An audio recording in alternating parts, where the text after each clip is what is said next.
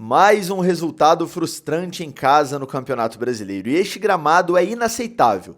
Roda a vinheta e bora falar de Galo.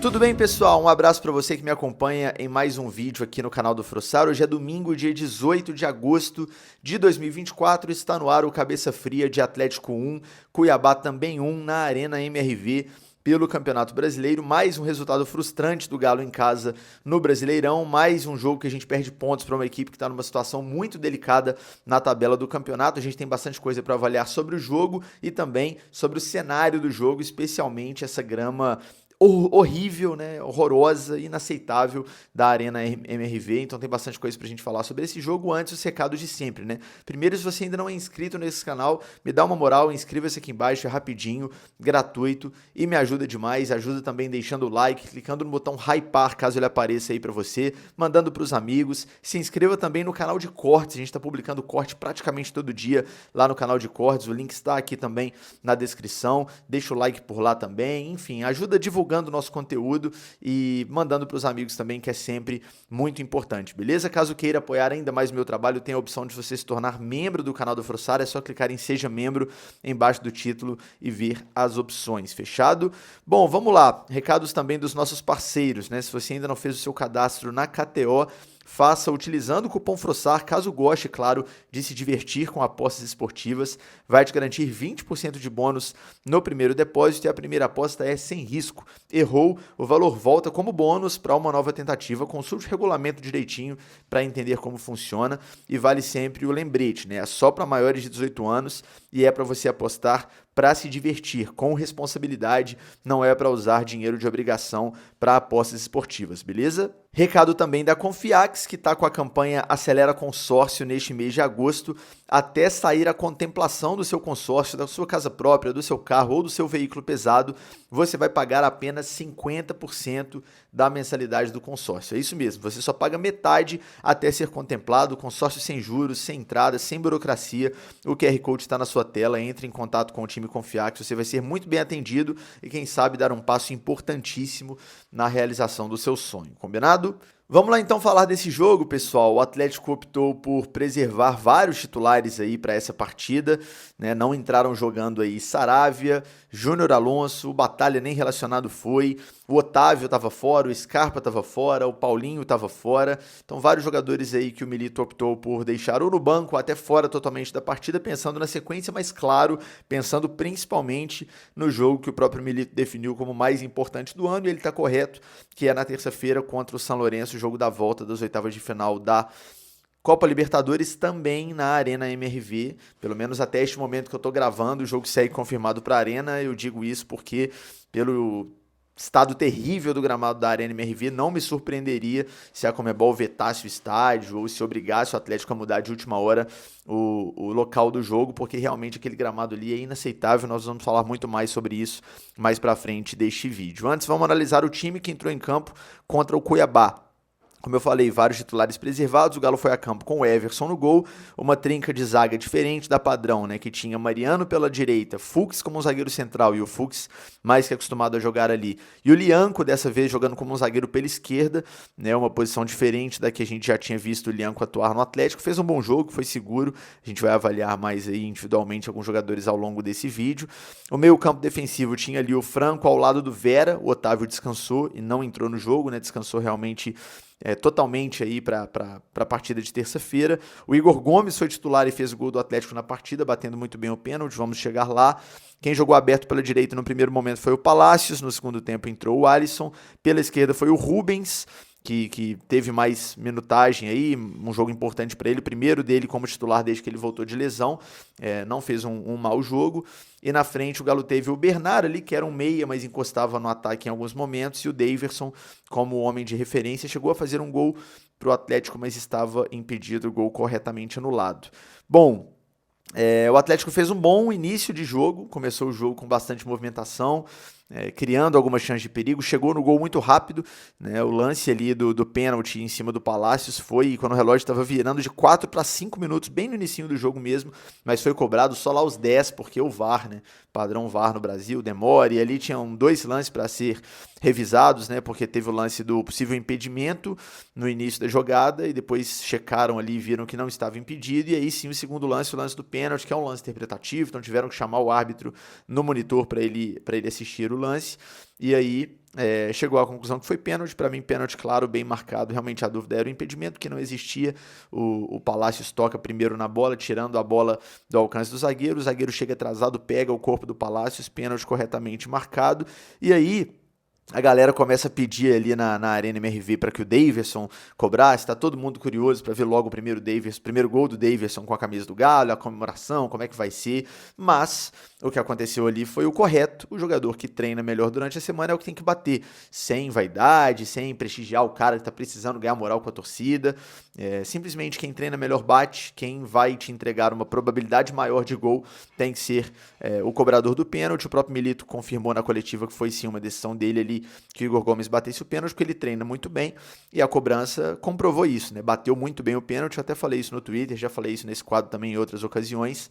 O jogador profissional de futebol que treina a semana inteira para isso, ele é obrigado a bater bem o pênalti, assim, é uma opinião que eu tenho.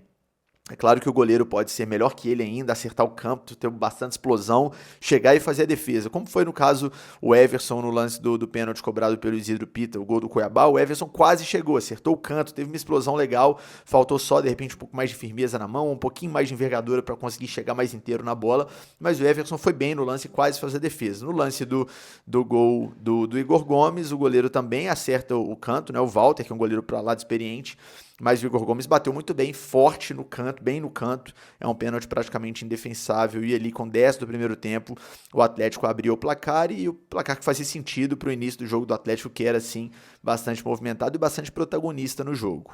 O Atlético teve uma chance de ampliar o jogo ali aos 23, numa jogada que o Mariano encaixou uma bola espetacular para o Palácios. Aliás, o Mariano não fazia um jogo ruim até o lance do pênalti pro Cuiabá, tá? Definitivamente não. É um cara que eu também questiono já a capacidade de marcação dele, até pela questão física, já não é nenhum garoto, não é um cara que consegue acompanhar atacante adversário mais na velocidade. Eu já falei isso outras vezes aqui, mas com a bola no pé tem qualidade, tem os atalhos do campo, sabe jogar. E ele encaixou uma bola espetacular para o Palácios, e ali é um dos lances que você pode pegar no jogo de ontem, que dá vergonha de ver o replay por causa da situação do gramado. O Mariano encaixa uma bola, né, furando a última linha de marcação do Cuiabá, né, entre o zagueiro e o lateral, salvo engano, encaixa uma bola muito bonita para o Palácios, que sai até em razoável condição para finalizar, mas o Walter sai muito bem fechando o ângulo. E quando você pega o replay desse lance na câmera de trás do gol, você consegue ver que tem um montinho artilheiro ali, que nesse caso é um montinho nada artilheiro, um montinho que só atrapalha o ataque da equipe, que não permite que a bola chegue tão redonda assim para o Palácio. Sendo assim, ele finaliza, o Walter faz a defesa, a bola volta, numa segunda bola cai no pé do Bernard, que tem muita qualidade para cruzar a bola na área, cruza na cabeça do Igor Gomes, cruzamento perfeito, com a mão. O Igor Gomes sobe até bem bonito, mas aí falta o cacuete do atacante, né, de cabecear para baixo, de cabecear tirando do goleiro, ele cabeceia meio que reto, na altura da cabeça dele, ele tá bem no ar, a bola bate no travessão e sobe. Ali o Atlético era dominante, tinha um ótimo começo e era o lance para fazer o 2-0, infelizmente não fez, e mantinha ali a vantagem minúscula, né? A vantagem só de 1-0 no placar, que a gente sabe que é sempre muito perigosa. O primeiro lance de perigo, efetivamente, do Cuiabá, pelo menos dos que eu me lembro aqui, foi uma bola levantada na área ali aos 26, pouco depois desse lance do Igor Gomes, que o Marlon subiu de cabeça e conseguiu o desvio de cabeça. A bola bate na trave, mas já do lado de fora da trave. Não foi um lance assim de tanto perigo, mas já foi uma jogada que os caras ganharam dos nossos defensores na bola aérea. Isso voltou a acontecer, salvo engano, no segundo tempo, numa bola cruzada na área, que o Bruno Alves, aquele zagueiro ex-São Paulo, sobe, quem tá com ele ali é o Rubens, e o Bruno Alves sobe com muita facilidade, cabeceia para uma defesaça do Everson, uma defesa muito bonita, inclusive do nosso goleiro. Então a bola aérea defensiva segue sendo um problema. O Atlético teve essa dificuldade contra o Cuiabá, por sorte não tomou gol nesse lance do Marlon, porque se ele cabeceia um pouquinho mais para dentro daquela bola, eu acho que o Everson não conseguiria chegar. A bola pegou no cantinho da trave ali e saiu. No nosso ataque, o Daverson brigava, tentava fazer o pivô ali, que é uma coisa que ele sabe fazer, cara. Ele faz bem isso. É um cara que tá acostumado a jogar de costas pro gol, proteger, brigar com o zagueiro, subir pra casquear uma bola de cabeça. É um cara que a gente já falou aqui, não é porque ele ainda não fez o primeiro gol, que os últimos resultados do Atlético não foram os que a gente esperava, que eu vou mudar de opinião. É um cara que vai ser útil na temporada, inclusive quando o Hulk voltar. Tá, teve até um lance engraçado ali que o Daverson brigou com o zagueiro fez a falta nele, o juiz enfim marcou, foi a primeira falta eu acho que o juiz deu no Daverson nesses lances de disputa física com o defensor adversário, ele faz ali aquele gesto, né, da mãozinha, olha pro céu, como quem diz, finalmente deram uma falta em mim, mas é um cara que por essa característica de estar acostumado a suportar um zagueiro, a brigar pelo alto, vai ajudar, inclusive, como eu vinha dizendo, depois que o Hulk voltar, pode ser útil em algumas ocasiões, não acho que para começar os jogos, mas para algumas ocasiões, para jogar inclusive junto com o Hulk. Né? A gente lembra de 2021 o Hulk ter atuado uma parte daquele Campeonato Brasileiro que a gente foi campeão ao lado do Diego Costa, então tendo um cara mais de referência, mais de pivô para o Hulk jogar um pouco mais solto. O Hulk, quando o Atlético não tinha o centroavante, ficava muito nesse esquema do Milito, brigando com o zagueiro, fazendo justamente essa função, jogando de costas, muito fora da área, e não é a dele, ele sabe fazer, mas não é a dele. O Daverson, nesse ponto especificamente, pelo amor de Deus, tem mais facilidade que o Hulk para jogar.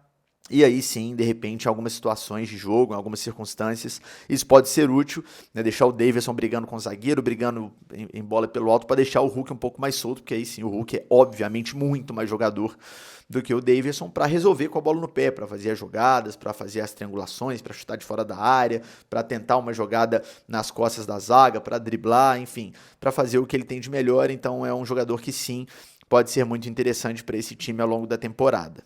O Galo chega a ter ali mais uma ou duas ocasiões para fazer o 2-0. Me lembro de uma jogada bonita que o Atlético trabalhou de pé em pé e a bola vem ali na entrada da área. O Fausto Vera chega finalizando de longe, né? E o Walter faz uma boa defesa. E aí já, cara, caminhando para o final do primeiro tempo, tem aquele pênalti que, assim, primeiro é o seguinte, para mim não foi pênalti. Vou falar isso aqui com todas as letras. Eu vi uma galera discutindo uma questão que é sim muito relevante em relação ao lance, que é o fato de a bola ainda estar parada no momento do principal contato, né? No momento que o jogador começa a cair, né? O Marlon, né? Zagueiro do Cuiabá, que foi quem sofreu o pênalti ali no lance com o Mariano. É claro que isso é extremamente relevante, porque se a bola não está em jogo, não tem como ter falta, né? E o juiz me parece que nem revisou isso, ou se revisou muito rápido ali no monitor e deu o pênalti. Mas uma coisa que eu vi pouca gente falando, cara, que eu falei lá no Twitter e pra mim é outro ponto central do lance, o Marlon cai porque há um choque joelho com joelho dele com o Mariano, que não é faltoso. Tá um indo para uma direção, o outro indo para outra, os joelhos dele se chocam. Pode reparar, cara. E quem já jogou bola, mesmo os peladeiros, sabem. Quando você tem um joelho contra joelho, dói pra caramba e fica fraco ali a perna na hora, você perde a sustentação e cai mesmo, não tem jeito. Repare que quando o zagueiro do Cuiabá vai ao chão, a primeira coisa que ele faz é colocar a mão no joelho, é sentir a dor no lugar. E aí todo mundo avaliou se houve falta ou não no lance por cima, se o Mariano agarrou o Marlon, se a força foi suficiente para jogá-lo no chão. Eu acho que não, eu acho que não tem falta nenhuma pelo alto. Eu acho que ele cai justamente pelo choque joelho com joelho, que é natural. Essa batida joelho com joelho, ela claramente acontece quando a bola ainda está parada, a bola ainda não foi alçada na área, então só por isso já era para... Já que foi esse o fator que causou a queda do jogador do Cuiabá, não existe falta.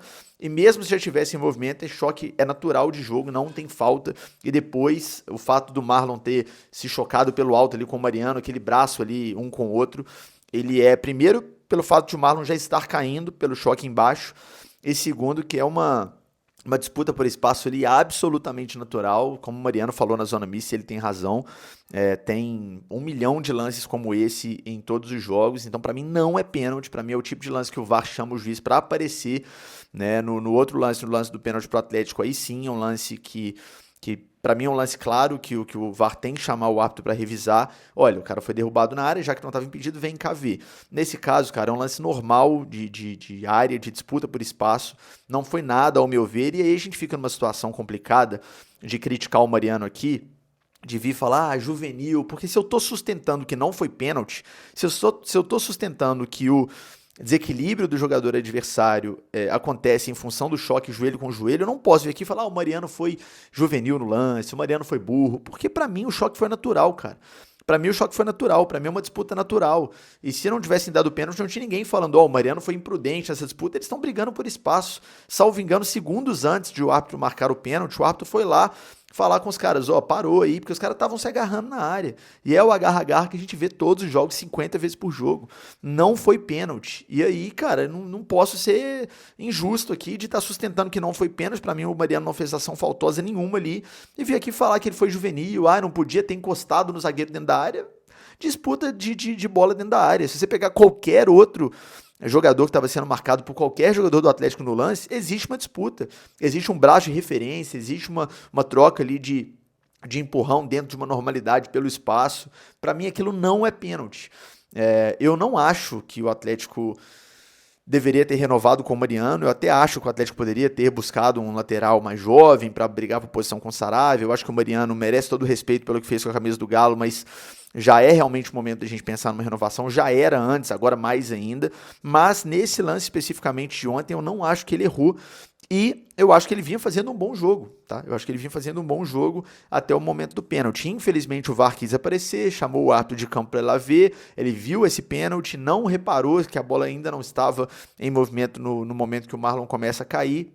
O pênalti foi bem cobrado ali pelo Pita, né? O Everson até foi pro lado certo, só reativando minha colinha aqui da cronologia do jogo. O Everson até caiu pro lado certo, acho que chegou até a tocar na bola, mas faltou um pouquinho ali para ele conseguir fazer a defesa, e ali o Cuiabá empatava a partida por 1-1. Nos minutos seguintes ao pênalti, alguns torcedores, não é a torcida inteira, claro, nunca é a torcida inteira, a gente nunca pode generalizar, mas alguns torcedores começaram a vaiar o Mariano. Vocês sabem da minha posição em relação a isso, eu já falei isso aqui 1 milhão de vezes, eu sou totalmente contra vaiar jogador durante os 90 minutos. Vaia depois, se o problema realmente foi o cara que fez uma burrada e jogou fora uma classificação ou uma vitória, aí você vai depois, xinga o cara, pega no pé dele depois, mas durante o jogo, você tá simplesmente jogando contra o time, cara. Eu entendo o argumento, tipo assim, o torcedor tá puto e paga caro no ingresso e tá lá e vê o time empatando com o Cuiabá e aí não consegue segurar, mas é simples, cara, você está diminuindo as chances do time ganhar o jogo. Quanto mais apoia, maior a chance de ganhar. Quanto mais vaia, maior a chance de perder, de fazer o time ficar mais nervoso em campo, de atrapalhar as ações do time com a bola no pé. Então, assim, eu nunca vaiei jogador durante a partida com bola rolando, eu sou contra esse tipo de atitude, e pra mim você tá jogando contra o time, né? Isso é minha opinião, não tô aqui falando que eu sou o dono da razão, mas aqui é o espaço que eu tenho para dar minha opinião, para analisar as situações envolvendo o clube e os jogos e a postura do torcedor e tudo mais. Então eu sou totalmente contra vaiar jogador com bola rolando. Algumas pessoas vaiaram o Mariano, ele saiu no intervalo não por isso. Aliás, antes do intervalo o Cuiabá teve uma chance até os 47 ali para fazer o 2-1. Que bom que não aconteceu. Foi pro intervalo 1-1 e o Mariano saiu do jogo porque estava amarelado, né? O Milito deixou claro que a razão da troca foi essa. Não tirou o jogador porque ele estava sendo vaiado, até porque o Mariano é para lá de experiente. Tirou o Mariano porque ele estava amarelado, e o zagueiro que joga pelo lado do campo, realmente o jogador que está muito exposto para tomar um segundo amarelo. O Cuiabá depois colocou em campo jogadores mais velozes, que partem para 1 contra 1 para o jogador que está marcando por ali. Então, aquela substituição que o Milito já fez em várias outras ocasiões para preservar e evitar uma expulsão. Tirou o Mariano, colocou o Saravia. Ao longo do segundo tempo, outros titulares do Atlético entraram em campo. Vamos ver se eu lembro os outros 4 que entraram aqui, além do Saravia. Entraram Cadu e Alisson, que não são titulares, são garotos. O Alisson entrou no lugar do Palácios, né, que estava jogando ali pelo lado direito. O Cadu entrou ali ocupando aquele espaço que ele ocupa geralmente, né, no ataque, voltando um pouquinho também para articular. E dos titulares entraram Paulinho e Scarpa, exatamente. Paulinho, Scarpa, Alisson, Cadu. Já havia entrado o Saravia, foram as mudanças que o Atlético fez para o segundo tempo. O segundo tempo ruim, cara. O Atlético realmente teve de produção boa, com bola no pé, apenas no início da partida, assim, sobrando, merecendo realmente ganhar e de repente até construir um 2-0. O segundo tempo foi ruim. O Cuiabá teve oportunidades para fazer os gols. O Atlético também teve algumas, teve principalmente com o Cadu. Me lembro de 2 cabeceios, um que o Walter pegou e um que a bola foi na trave, mas assim, via de regra, não foi injusto o fato de o segundo tempo ter terminado realmente 1-1, porque o Cuiabá também teve oportunidades, né? Vou até pegar a colinha aqui para ver se eu lembro quais foram os momentos. Teve uma defesaça do Everson aos 18, foi justamente o lance que eu já havia mencionado. Bruno Alves cabeceia muito bem, sobe sozinho, né? O Rubens estava com ele, já está errado. É um dos zagueiros adversários, um dos jogadores que mais tem condição ali de atacar essa bola, ele tem que estar marcado por um jogador mais alto, né? Um dos defensores, enfim. O Rubens não consegue sequer subir com ele para disputar e o Bruno Alves cabeceia e o Everson faz realmente uma defesaça. Teve um lance no inicinho também, que o Everson sai do gol ali e o Fuchs, quando o Everson encaixar a bola, o Fuchs toca na bola, o Everson encaixa errado, a bola sobra, e aí os caras quase conseguem um arremate de fora que viraria o gol, o Fuchs consegue se recuperar, consegue desviar a bola, né? Se joga na bola, ela desvia no pé dele e não vai na direção do gol, ali seria virado do Cuiabá com pouquíssimos minutos do segundo tempo, e o time ia realmente só se defender e levar o 2-1 até o final do jogo. Então assim, o adversário teve chances também para fazer o 2-1, tá? Eu até anotei aqui, ó. Aos 20 minutos do segundo tempo, o Cuiabá tinha 4-1 em finalizações na segunda etapa. Tá? Teve um lançamento do Pita também, pro Pita, né? Que ele foi lançado ali aos 20, mais ou menos, e finalizou para a defesa do Everson. Então, assim, o Atlético teve algumas oportunidades também, é bem verdade. Teve uma jogada bonita que o Alisson carregou e aí isolou, errou na finalização, fez uma boa jogada, mas isolou. Então, assim, os jogadores do Atlético não voltaram para o segundo tempo num rendimento que a gente esperava. O Cuiabá teve chances, o Galo também teve, especialmente as duas com o Cadu, mas 1-1, cara, ele não é um resultado bizarro, um resultado tão injusto assim, e isso preocupa, né? Você falar que um resultado de 1-1 contra o Cuiabá em casa não foi um resultado tão diferente do que foi o jogo, né? Que 1-1 traduz aquilo que foi o jogo, preocupa, porque com todo o respeito do mundo ao Cuiabá, o mistão do Atlético é muito mais time do que o time titular do Cuiabá. O Atlético tem uma certa obrigação, uma certa responsabilidade, eu gosto de fugir do termo obrigação, mas uma certa responsabilidade para ganhar esse tipo de jogo. E não conseguiu. E o Cuiabá teve chances, o Atlético também, mas o Cuiabá também teve chances. Poderia ter sido um 2-1 para um dos lados, poderia ter sido um 2-2. Então, assim, é mais um jogo em que o time do Atlético não consegue produzir o suficiente para ganhar com alguma tranquilidade de um time inferior, né? Essa sequência de jogos sem um desempenho que a gente esperava preocupa. O fato de o Atlético não ter uma mínima constância de rendimento mesmo, de qualidade nos jogos, desde que os jogadores voltaram, né? Desde que acabou aquele festival de desfalques, também preocupa. Eu esperava um time mais regular, um time que desempenhasse um melhor futebol com maior frequência, desde que a gente voltou a ter todo mundo ou quase todo mundo à disposição. O time segue muito instável e são dois pontos que não vão voltar. O Campeonato Brasileiro, pensando em título, no meu entendimento, já era. Agora é brigar por uma vaga aí no G6 ou quem sabe um G4, mas principalmente focar nas Copas, né? Na terça-feira tem São Lourenço, jogo da volta pelas oitavas, é o jogo da vida. O Atlético precisa passar do São Lourenço, porque passando vai pegar um Grêmio ou Fluminense. O Grêmio saiu na frente no primeiro jogo em crise, são dois times que não estão em boa fase, em boa temporada, então o Atlético vai ser, mesmo estando numa temporada inconstante, favorito, né, nesse confronto, caso aconteça. Primeiro tem que passar do São Lourenço. Então, assim, a gente olha muito para o nosso time, a gente tem essa mania de olhar para o nosso time e concluir coisas em relação à temporada apenas em relação ao nosso time, né? Então, o nosso time tá mal, então esquece qualquer coisa nessa temporada. Tem gente pior. O Atlético tá inconstante, é bem verdade, mas caso passe do São Lourenço, que é absolutamente plausível, né? Basta vencer o jogo em casa, né? Nesse gramado tenebroso da arena que a gente vai falar sobre ele. E caso passe pelas quartas de final, o Atlético estará a 3 jogos de um título de Libertadores. Existem campanhas de times campeões de Libertadores que se encontraram ao longo da temporada, então longe de mim descartar aqui a possibilidade de título, jogar fora a temporada. Do Brasileiro realmente eu acho que já era, mas nas Copas o Atlético está vivo sim, alguns candidatos fortes já ficaram pelo caminho, e o Atlético, eu falo em relação à Copa do Brasil, né? Então o Atlético tem sim uma possibilidade em uma das Copas de buscar um título, eu vou acreditar e vou apoiar até o fim. Sobre o trabalho do Milito, eu vou manter o meu discurso aqui. Primeiro que eu acho insanidade a gente colocar em pauta o assunto troca de treinador dias antes de um jogo de volta de oitava de final da Libertadores, assim. Então, o primeiro ponto é esse. Mas se a gente fosse colocar em pauta, o meu voto continuaria sendo não. Não é hora de trocar. O time tem problemas. Mais uma vez, eu esperava um time mais regular, com todo mundo à disposição. Tem questões nesse time que me incomodam, citei hoje nesse vídeo mais uma vez a bola aérea defensiva, o Atlético, né, com esses jogadores que não estão acostumados a jogar tanto, né, com essa escalação que foi a campo, mostrou uma falta de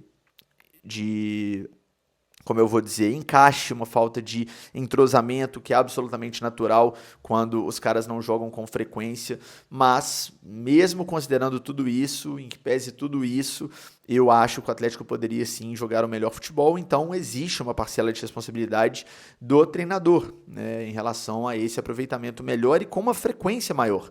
Eu já havia no último jogo questionado a questão da saída de bola que me incomoda, a gente já falou sobre isso no Cabeça Fria do São Lourenço e Galo.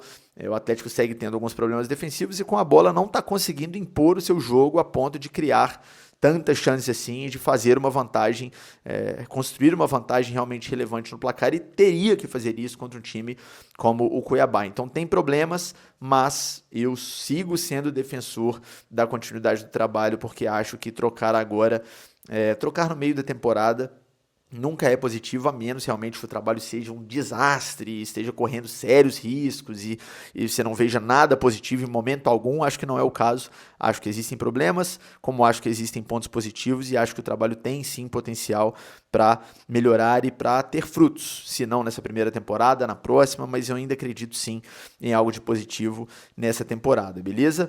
Agora falando do que a gente precisa falar, eu deixei para o final de propósito, para não parecer que eu estou colocando aqui tudo nas contas do gramado ruim. O Frossar acha que o problema é só o gramado, os caras estão jogando bem, o Milito não erra. Eu não acho isso. O Milito tem problemas, o time dele tem questões, era para o time estar jogando melhor, o time precisava ter um desempenho mais forte contra o fraco time do Cuiabá, com todo o respeito do mundo. É chatinho, é bem treinado, é enjoado, ok, mas é um time muito inferior ao time do Galo, era um time para o Atlético jogar muito mais e ganhar o jogo com tranquilidade, mesmo com o time alternativo que tinha em campo. Dito isso, não existe jogar nesse gramado. Não existe. A gente está há dias do primeiro aniversário da Arena MRV. Tem um ano que o Atlético joga no estádio. Não tem um mês, não tem 3 meses, não tem 5 semanas. Tem um ano que o Atlético joga no estádio. Não existe como a gente não falar em erro de planejamento quando a gente olha para o gramado da Arena em agosto de 2024, um ano depois daquele Galo 2-0 Santos, estreia do estádio. Ver o gramado nessas condições e não falar em falha de planejamento. Não tem jeito. Não tem jeito. Vocês não vão me convencer que o melhor que dava para ser feito em termos de planejamento, pensando em gramado, numa semana de oitavas de final de Libertadores, jogo da volta, num jogo que a gente vai precisar colocar a bola no chão, jogar futebol, que para os caras é jogo truncado, que os maiores sinais de perigo são pelo alto, que o time não consegue fazer jogadas de transição, não consegue fazer jogadas velozes. Para os caras é ideal esse jogo. Para o São Lourenço é ótimo um jogo que está saindo pedágio de grama, que o jogo não anda, que o montinho artilheiro faz o time errar passe, que o time é obrigado a lançar a bola na área. É tudo que o São Lourenço quer. Então, assim, não existe a gente olhar para essa condição de gramado na semana do jogo tão importante da temporada, ver o gramado desse jeito e não falar em falha de planejamento. Então assim, o gramado natural não aguenta porque não tem iluminação natural suficiente. Fizesse um planejamento então para trocar tempo de chegar para essa semana com uma qualidade já muito próxima da perfeição, muito distante dessa que a gente viu no gramado ontem. Os jogadores ontem falaram que o gramado estava até pior do que estava no jogo contra o CRB. Quando a diretoria prometeu, ou pelo menos garantiu que faria todos os esforços do mundo para os jogadores para o gramado melhorar. Então tira um gramado, coloca outro gramado, joga na arena e o gramado está pior. Ou pelo menos no mesmo nível.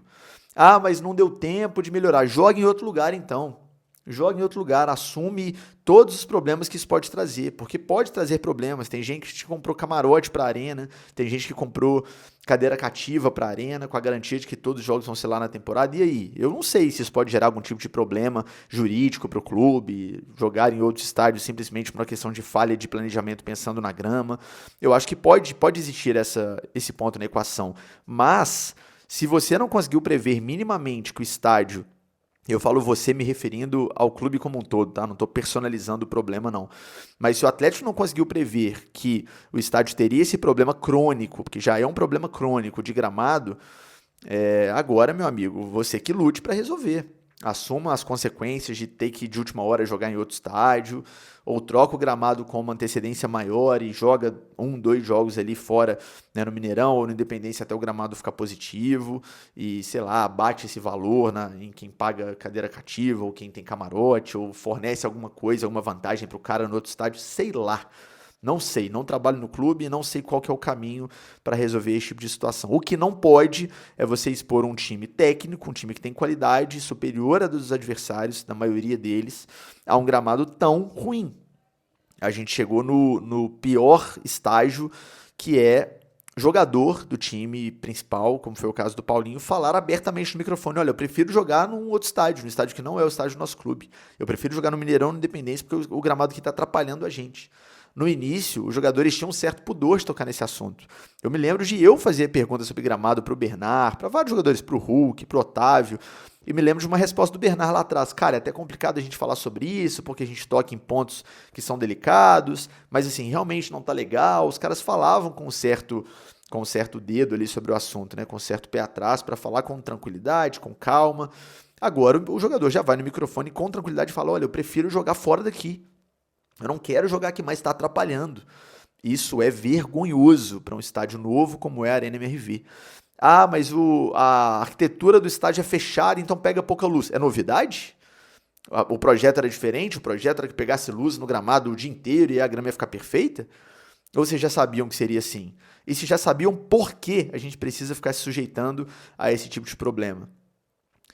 Ah, porque não pode ser grama artificial, porque o terreno ali conta como um terreno de grama natural, né? Porque tem que ser permeável. Cara, faz uma alteração no projeto, apresenta, começa a se movimentar, faz esse gramado do tamanho do campo de futebol lá na esplanada, tem espaço suficiente, faz um jardim circulando lá a esplanada, até porque tem cimento demais na esplanada. Lá é ótimo colocar uma grama que não precisa ser perfeita, porque ninguém vai jogar bola lá. A galera passeia ou até limita para ninguém pisar na grama, sabe? Faz em outro lugar, oferece uma contrapartida, eu não sei. O que não existe é um time do tamanho do Atlético, um estádio caríssimo como foi a Arena MRV, um time com investimento que tem bons jogadores, se sujeitar a jogar num gramado desse, cara.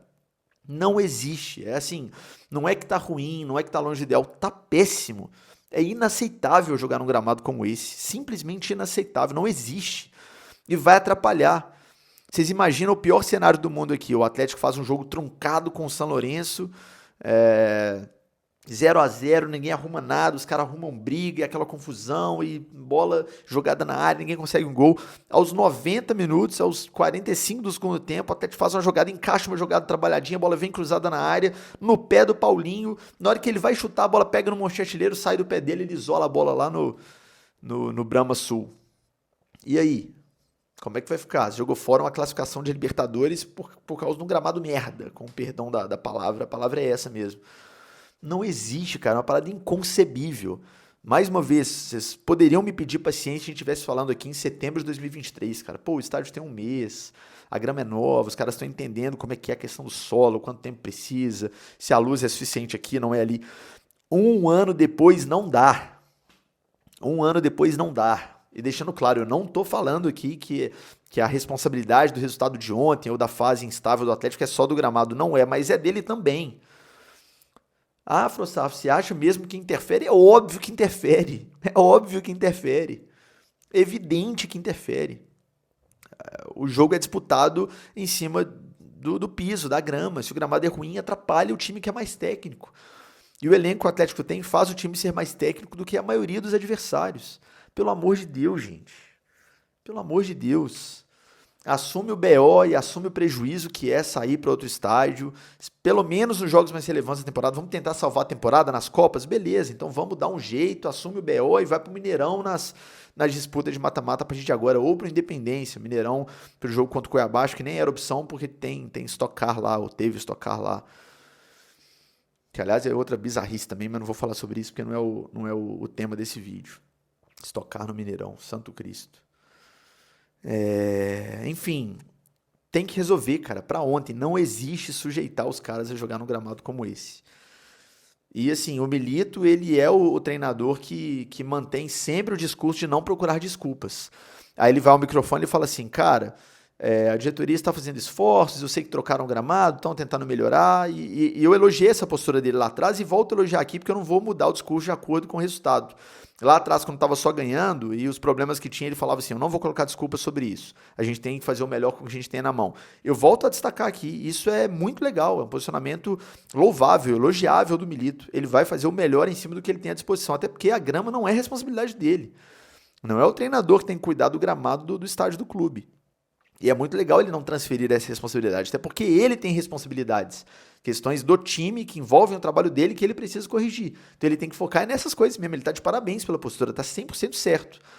E aí ele fala uma parada na resposta dele que é o seguinte, a gente tem que se adaptar, ele fala essa frase, a gente precisa se adaptar e fazer o melhor dentro do que a gente tem.